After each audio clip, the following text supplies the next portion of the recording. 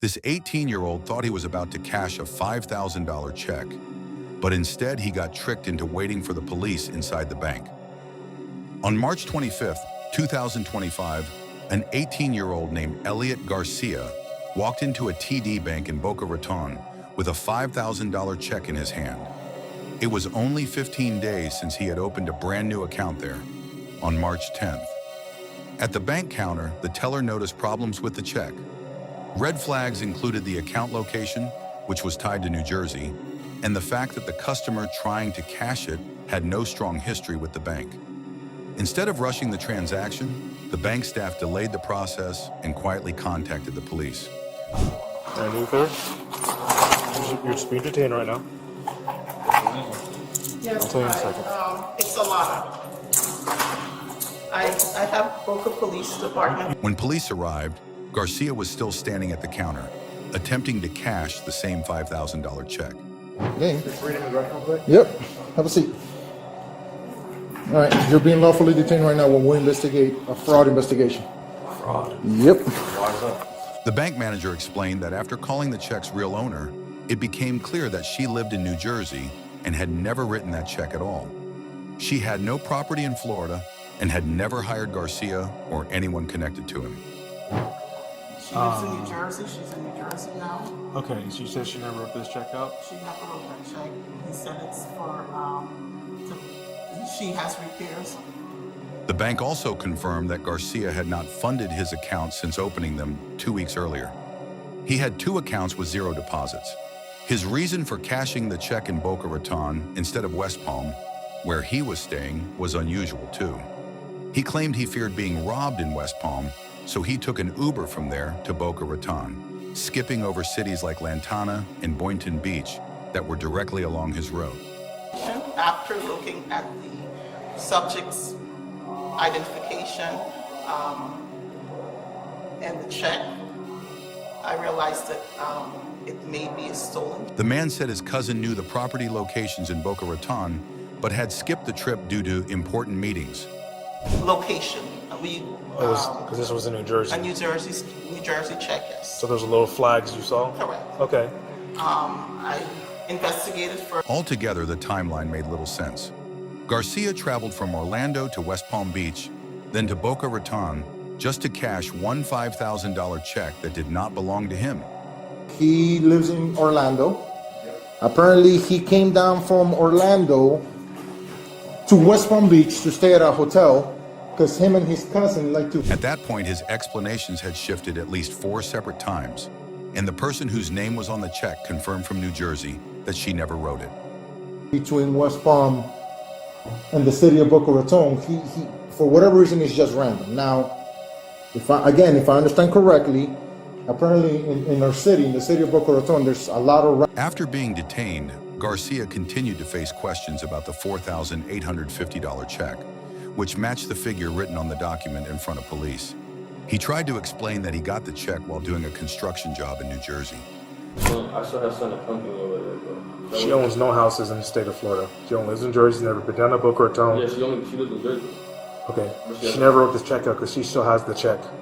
Where is it? The check's owner lived permanently in New Jersey and had no property in Boca Raton or anywhere in Florida. I mean, you work in her house, right? I sent the company to her house. I'm just literally like. But you said you picked up the check. You went to get the check in Jersey. Yeah. Investigators pressed further about his phone. Normally, people involved in a real job exchange messages, proof of work orders, or receipts. Garcia had nothing to show. Officers asked if they could review his phone for evidence, and he hesitated. You got the check. You don't know anything about a check that was given to you? No. No, okay. I mean, you saying that the check is still in Jersey? It's right there in front of you. So you went all the way to Jersey to do a construction job? As questioning continued, Garcia finally shifted his story again, saying the check had been given to him by a stranger on a beach. He described meeting someone randomly who convinced him to open a bank account and deposit or cash the check. So, is there someone who told you to go cash this check in? And you're just kind of a dumb person that don't know anything? I'm just trying to figure Good. out that check. The situation revealed a clear pattern. Garcia could not stick to one explanation for longer than a few minutes. That right there, So who gave you that check to cash? I don't know, some random person on the beach. He's transporting for Is it on the beach? Where? Here or where you live? Nah, As the interview went on, Garcia gave more details about the supposed stranger on the beach. He said the person gave him only one check, not several. probably like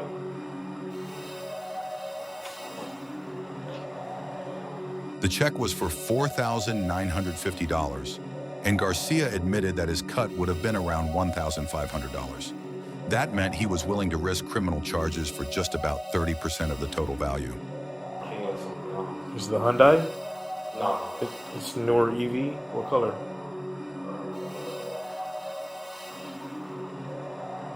We're gonna check the camera, so I mean, it's better to be honest. He claimed the man who recruited him drove a reddish electric vehicle, possibly a Hyundai Kona EV or a Tesla-like model.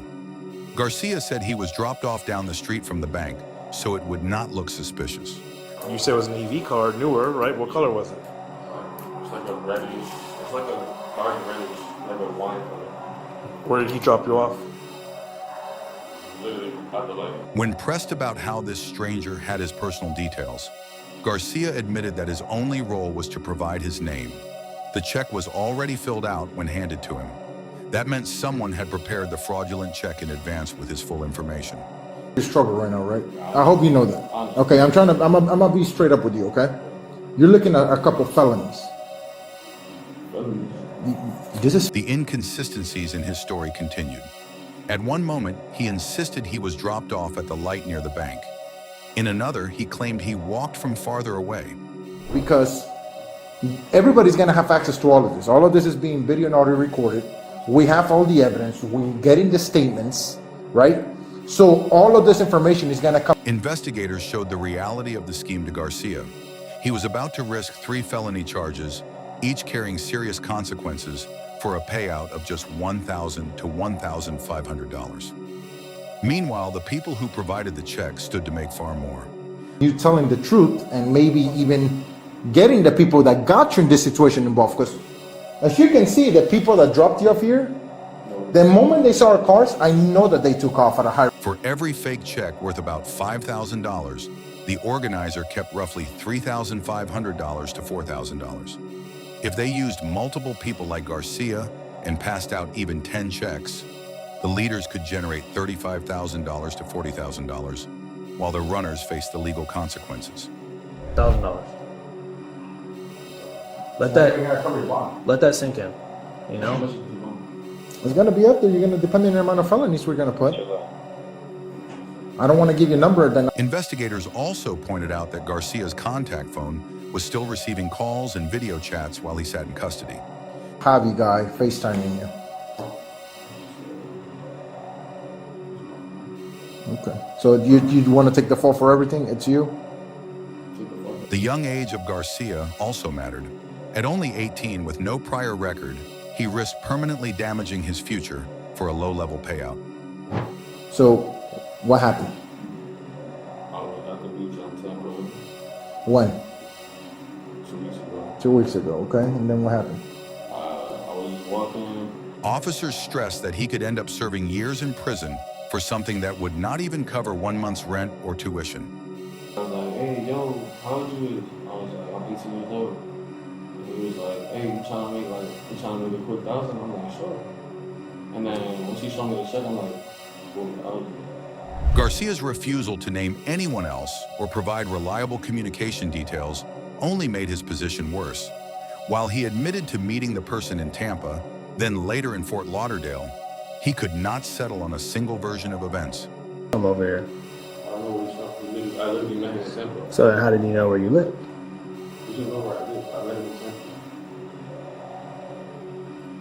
Tampa. Garcia then gave yet another version of the story. Instead of meeting the recruiter weeks earlier, he now claimed the meeting happened only 2 days earlier in Fort Lauderdale. After meeting 2 weeks ago in Tampa, and then somehow you guys end up driving down here. So how did he know? The recruiter knew Garcia's personal details, had the check pre-filled, and even instructed him on the process. This showed clear planning.